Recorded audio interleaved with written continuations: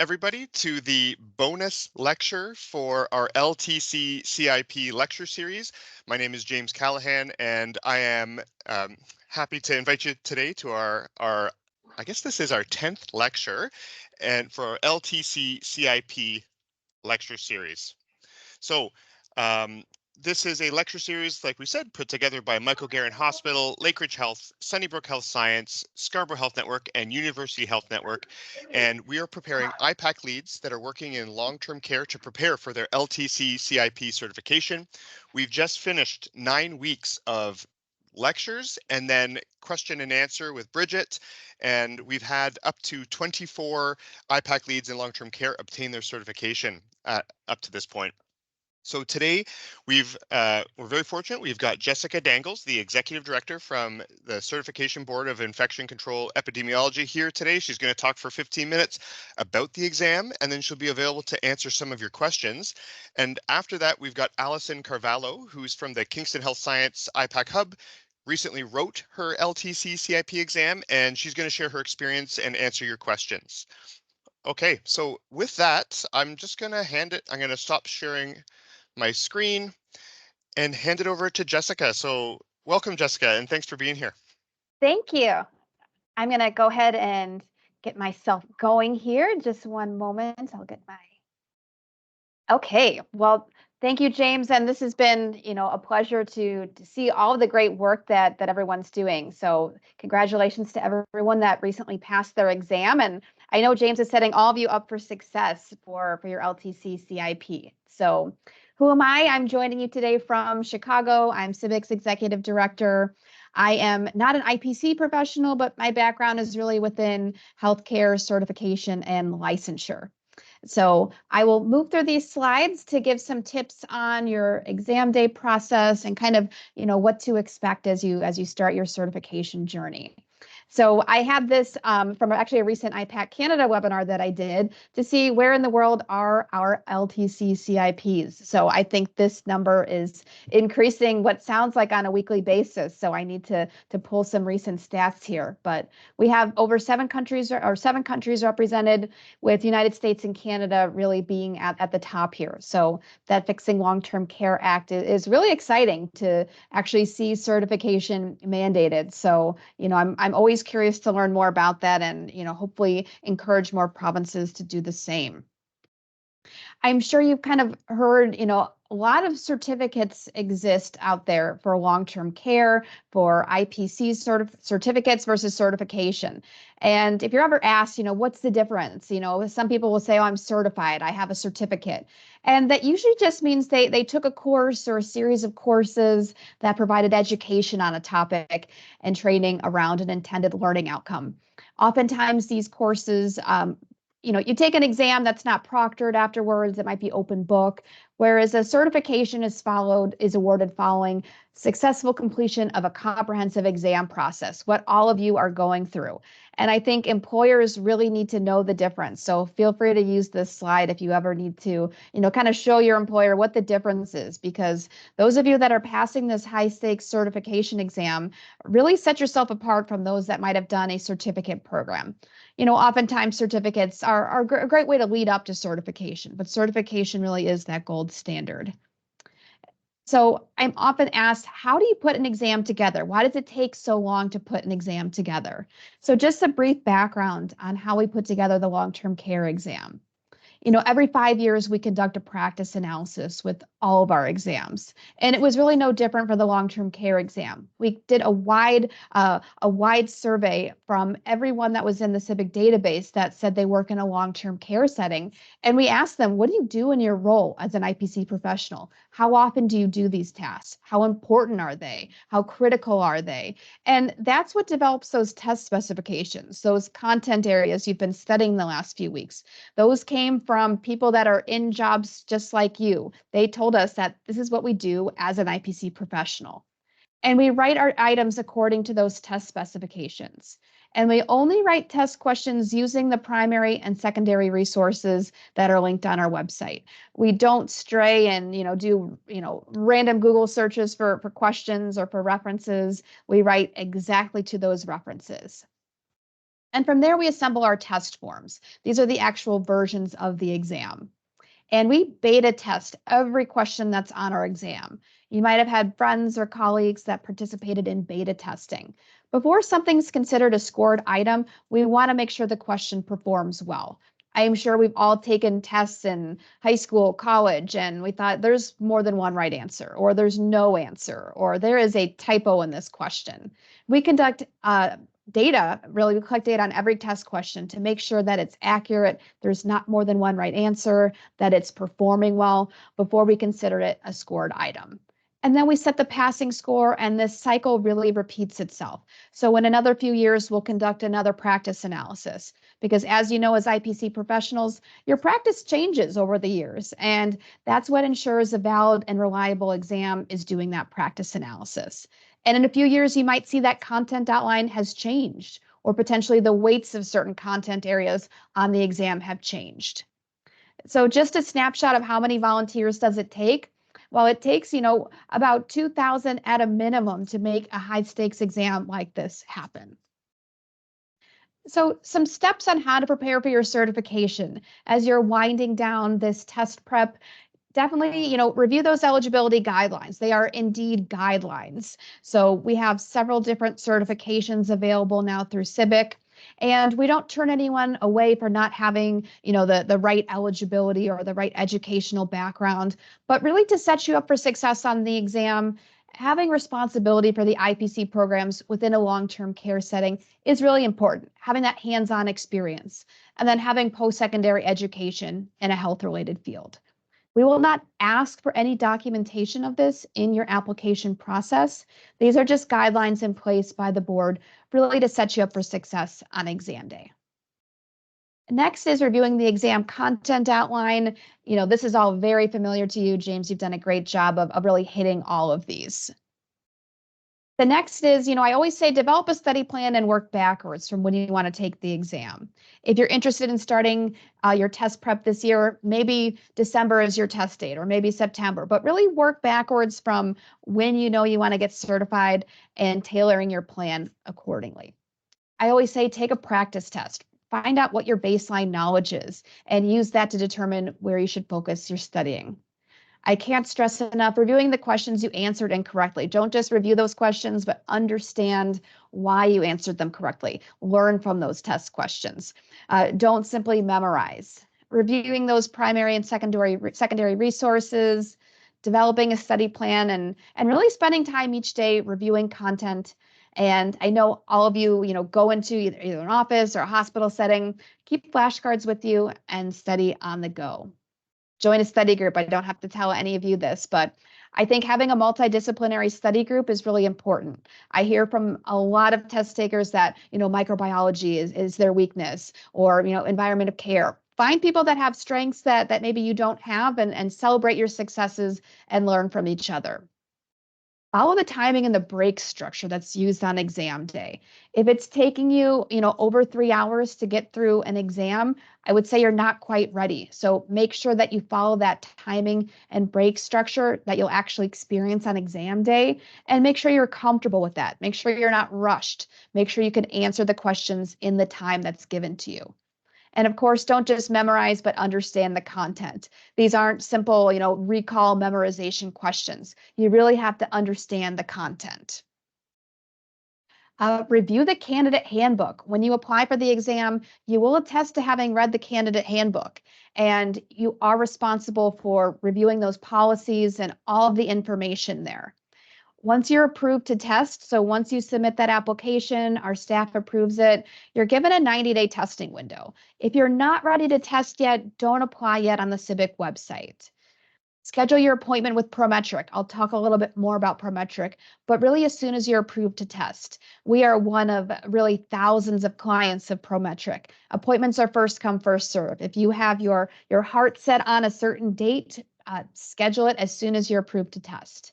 And then review that cancellation and rescheduling policy. These policies are really Prometric's policy, but they do have some rules in terms of charging a fee for rescheduling your appointment, how late you can reschedule your appointment. So be sure to review those and be comfortable with the process, know the process before you apply, before you schedule your appointment. And then prepare for exam day. So you'll be testing either at a Prometric testing center or at home using live remote proctoring. So this ensures that everyone is taking the exam in a secured, proctored environment. If you're testing in a testing center, these are really located around the world. You'll be monitored throughout the exam in a secure environment. Every test center looks about the same. I always say if you're testing in a testing center, you should have the same experience no matter where you are in the world. I personally prefer to test in a testing center. I don't like that stress of, making sure my internet speed is correct, making sure there's no disturbances in my apartment. When in doubt, I always say, test at a testing center. But some really like that convenience of testing at home using ProProctor. I will say they do a full scan of your room and your testing environment. They will look for the ceiling, they'll look at the floor, they will do a whole scan of your workplace. You will need to do a system check on your computer to make sure it works, make sure it meets all the specifications ahead of time. I always say if you have any doubt about your internet speed or someone potentially walking into the room, whether it's a dog or a human, don't go for ProProctor. But if you know your system is set up for success, this is a great option for exam day. If you are testing in a testing center, confirm that appointment, make sure you know where you're going, make sure you do a system check if you're using ProProctor. Arrive early, always arrive about 30 minutes early. Make sure your government ID is valid. Make sure the first and last name match, and leave study materials at home. So whether you're testing at home or at a testing center, don't bring those with you. It's not worth the risk of having those in sight on exam day. As soon as you take your exam, those results are available as soon as you submit a post-exam survey. If you pass, you will only receive a pass message. It won't say how great you did on the exam. It will only give you a pass message. That's pretty standard in high stakes testing. If you are unsuccessful on the exam, you'll get a score and it will show a breakdown of where you need additional studying. And then maintaining certification. So some of you are already at this process. Your certification is valid for 5 years. To recertify, you can use infection prevention units, which are continuing education credits, or you can recertify through an examination. And that would be retaking the LTC CIP over again. And if some of you actually have your CIC, you can double dip those credits. They just have to be within the same certification cycle. So for example, if you earn your LTC CIP this year, you can't use credits from 2021 or 2022 or 2023. They have to be from when you were actually actively LTC CIP certified.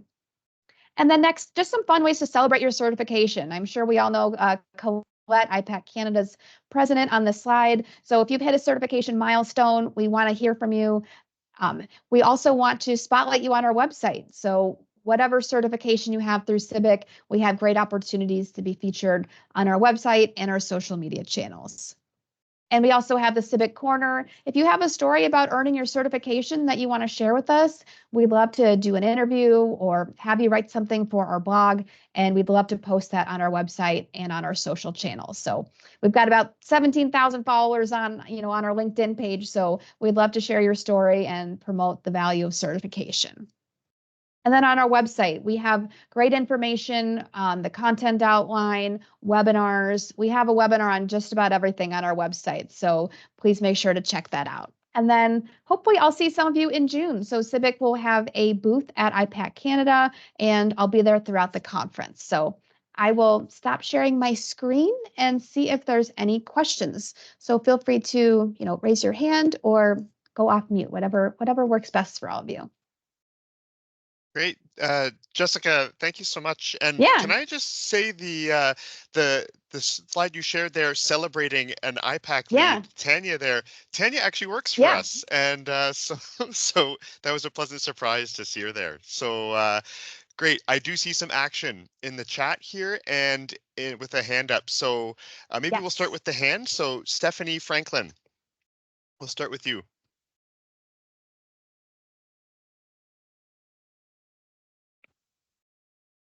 I'm sorry, no, that was a mistake. I was just wanting to clap. Awesome presentation.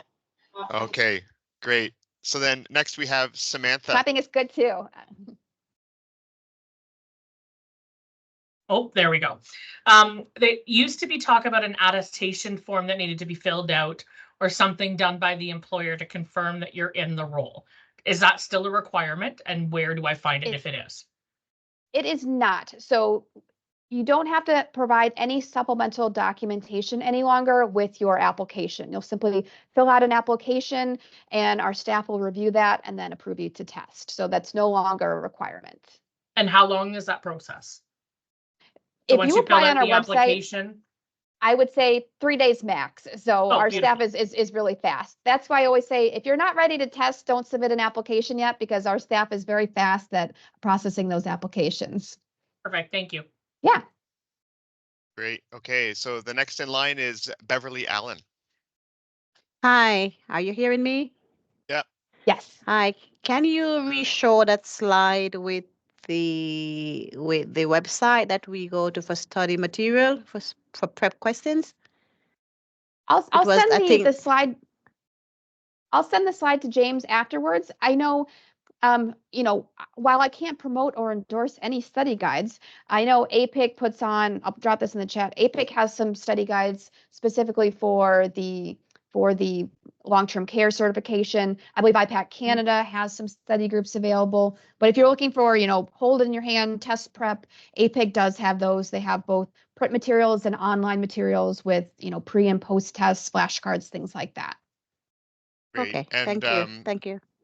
I'll share the slides, Jessica. If you share those with me, I'll send them out. Awesome. And we've been sharing the APIC LTC CIP lecture series study guide moving in the past. John Thank has you. his hand up. Afternoon, actually. When you apply, when you receive the fact that you are accepted, and then you're about to write, what is the timeline? Are you going to say, okay, do you have a choice? For example, are they going to say, okay, you're writing next week, or are you writing next month, or can you write within a date of the multiple dates in the 90 days?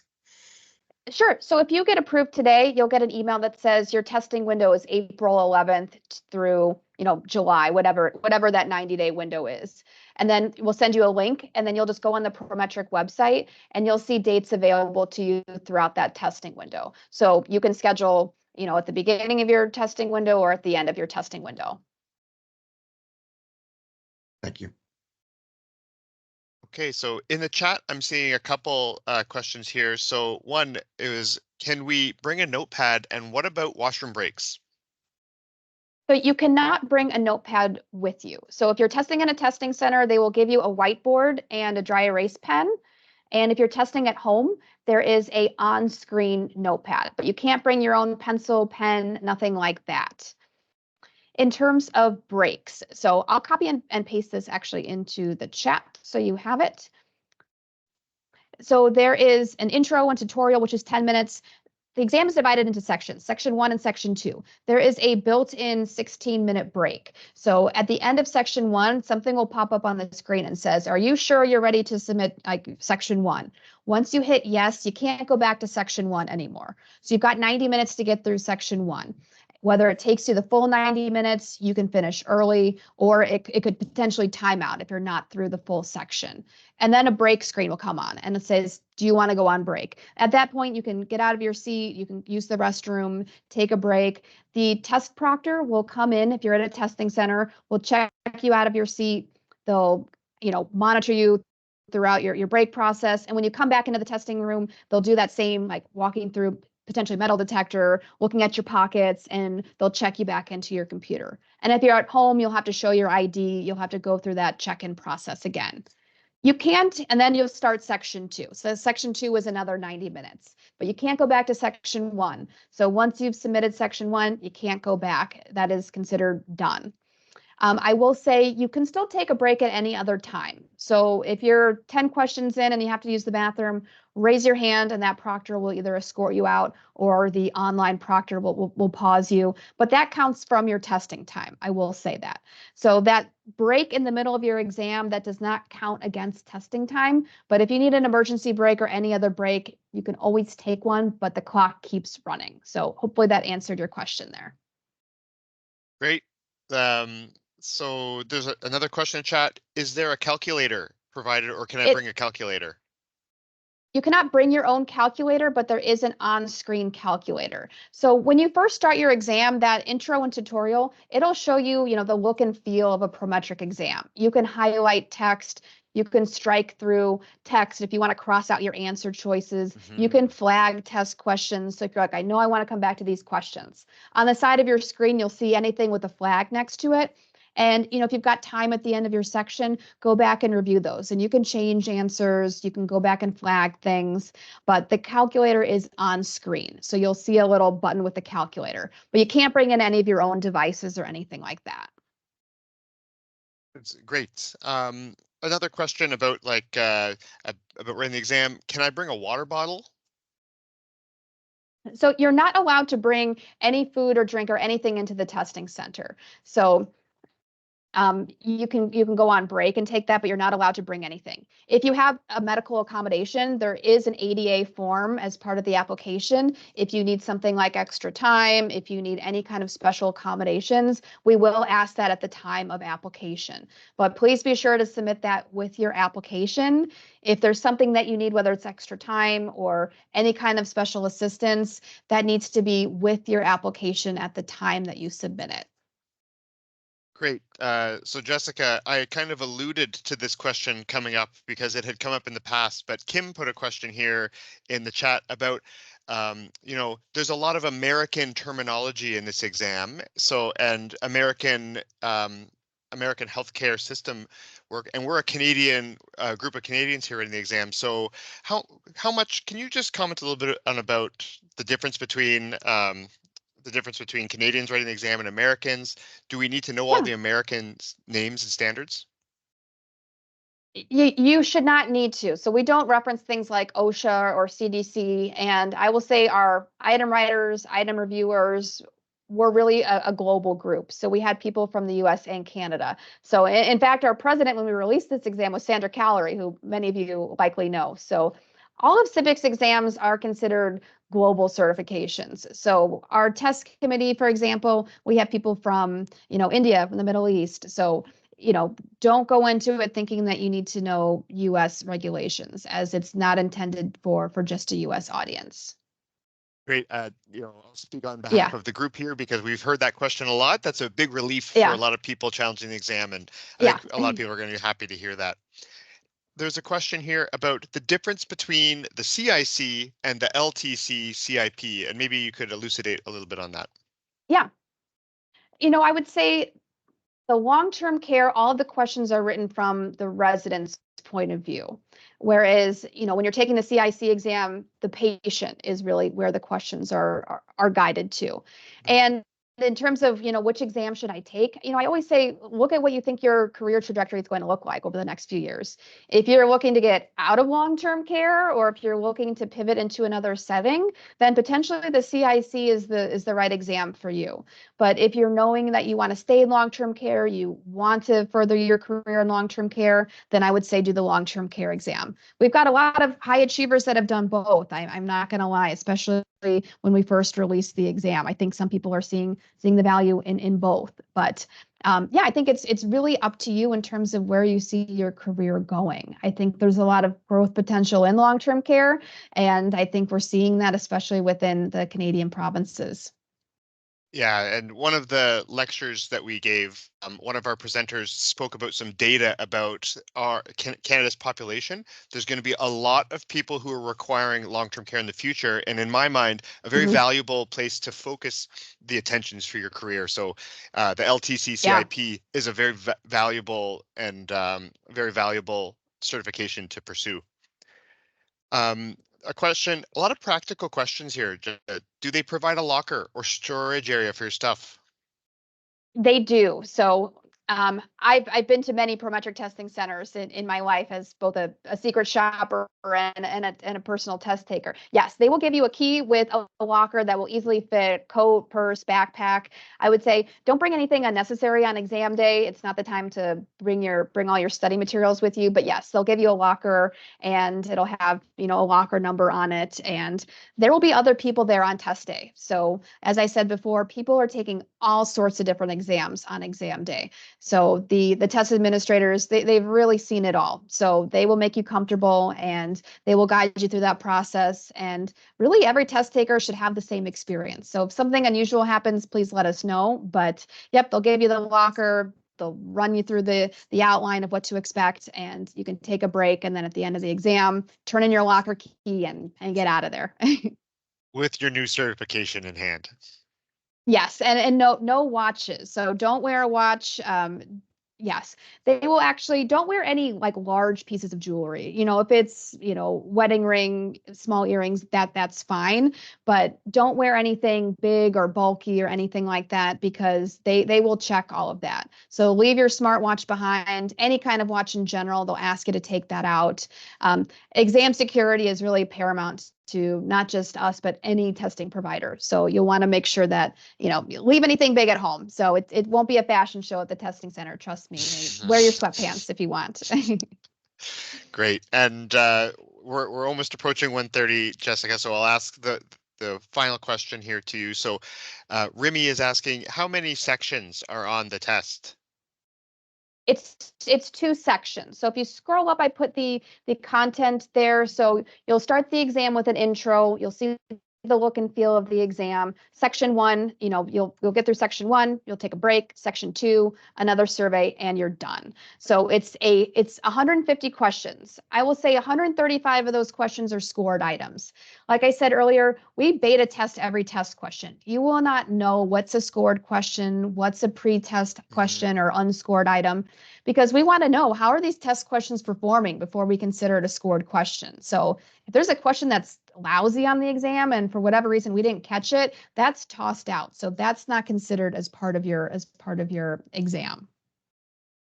I see questions on scoring. Let me just drop this in the chat as well. So we have a whole section on how the exam is scored, and we use what's called scaled scoring. So you need a 700 to pass the exam, and the score can be anywhere from a 300 to a 900, with 300 being the lowest unsuccessful mark, 700 being that pass point, and 900 meaning you passed, the highest score essentially that you can get.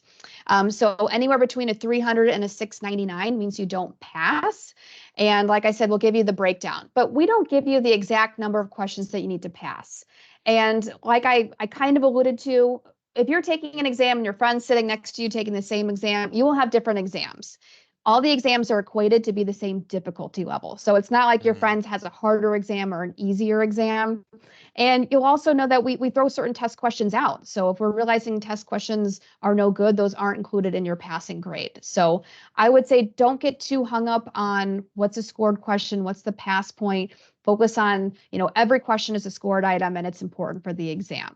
And yes, you don't need to know Celsius or Fahrenheit. Those are both given to you. So it'll have Celsius and Fahrenheit as part of the question. Percentage of people who are successful. We should have that information probably in the next couple of weeks on our website. Last year was actually our first full year of testing, or actually, yeah, last year was. So we need a full year of data before we can get that from Prometric. So we will put that on our website. Trying to get them all. Yes, remove your hair clip. You might have to. And yes, the test writers, anyone that's on our test committee, they don't do test study materials. They don't do test prep, anything like that. So, and none of our board members are endorsing any kind of study materials either. Because people have seen the exam, they can't then write study materials and be on the board or be writing test questions. Okay, I think I got, but I put a note for where to look for testing centers. So some of the, depending on where you are, some of the testing centers might be a little more remote, but that's why you have the at-home testing available to you.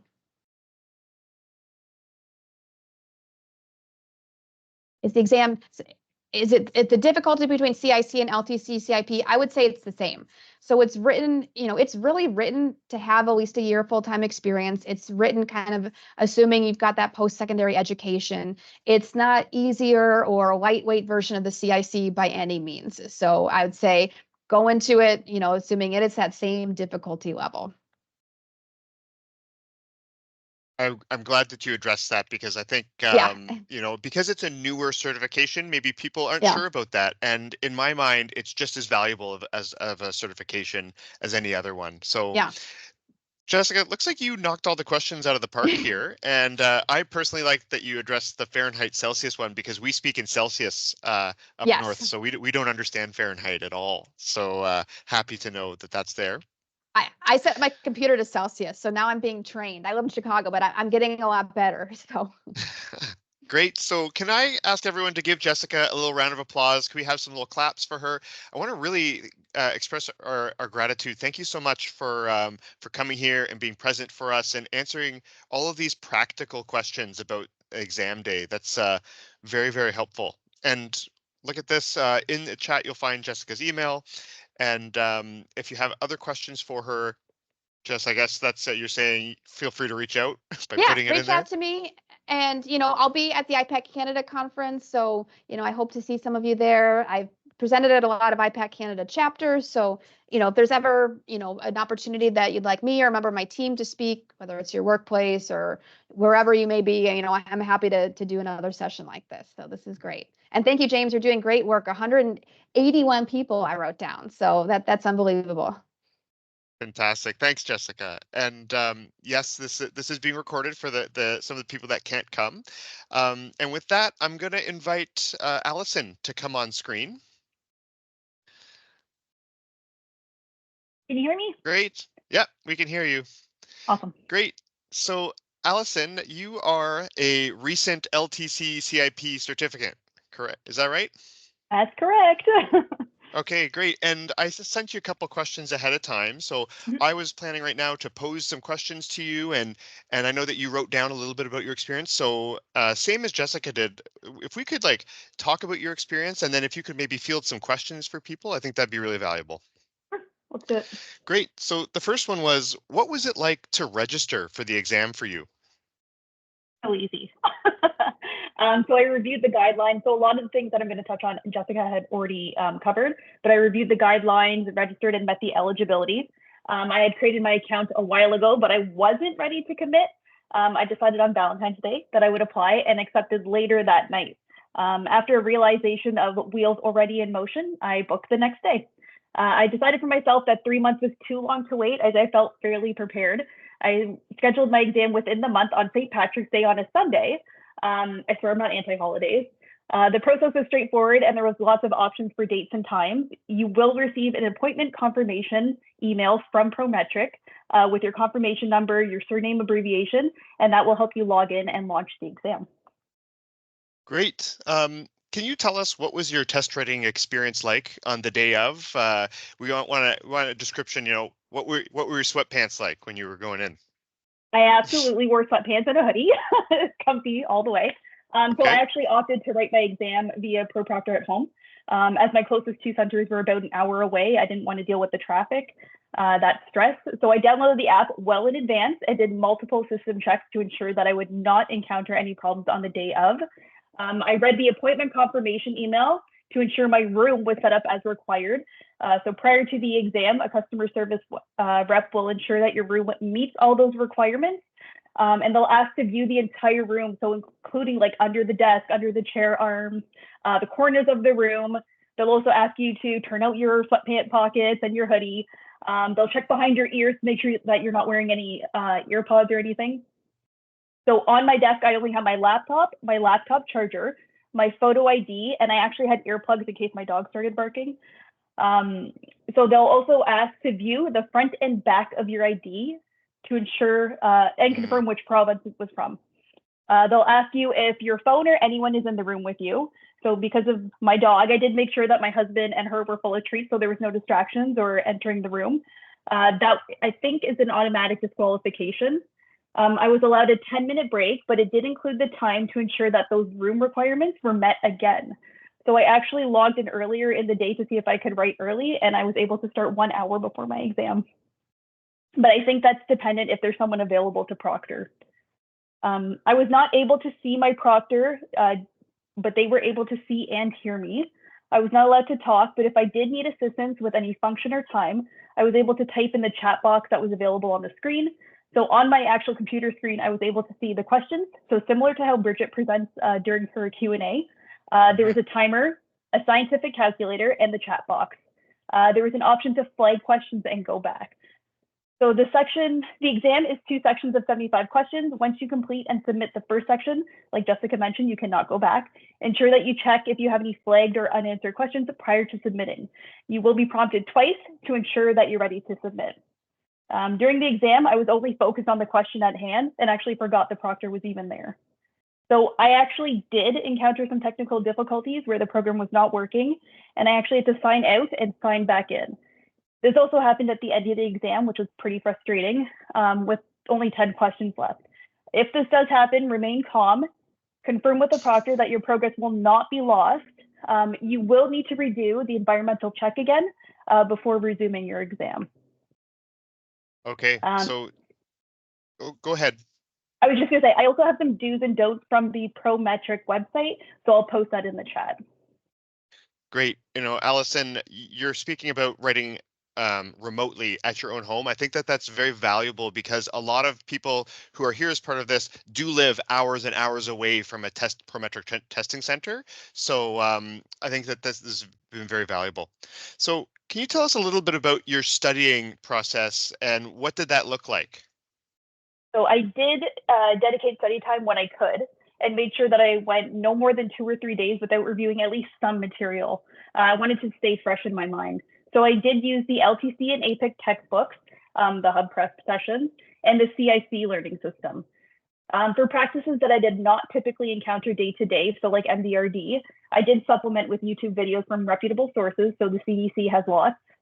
I completed practice questions and more practice questions and made silly mnemonics to help memorize core elements. So Bloom's taxonomy, just bear with me. Remember, underwear are always extra clean. So remember understanding, applying, analyzing, evaluating, and creating. When reviewing material, I always try to relate the information back to a situation I had been in which either I did or didn't apply the information.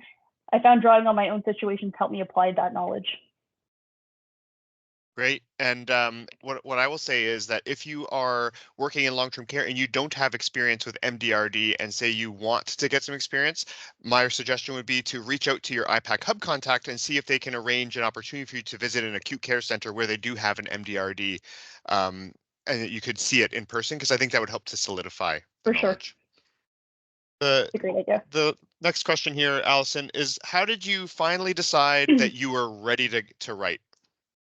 After reading through exam materials, textbooks, and ensuring I touched on all topics, I knew I would be ready to challenge within that 3-month allotted time frame.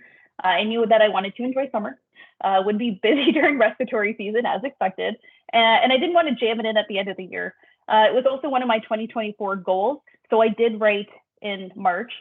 I don't think I ever felt 100% ready to write, mostly to me just being in my own head, but you are always your own worst critic. Give yourself the credit you deserve. You are an IPAC lead position for a reason. Don't doubt yourself and get it done. Life will always throw something at you and you can choose whether to make it an excuse or not.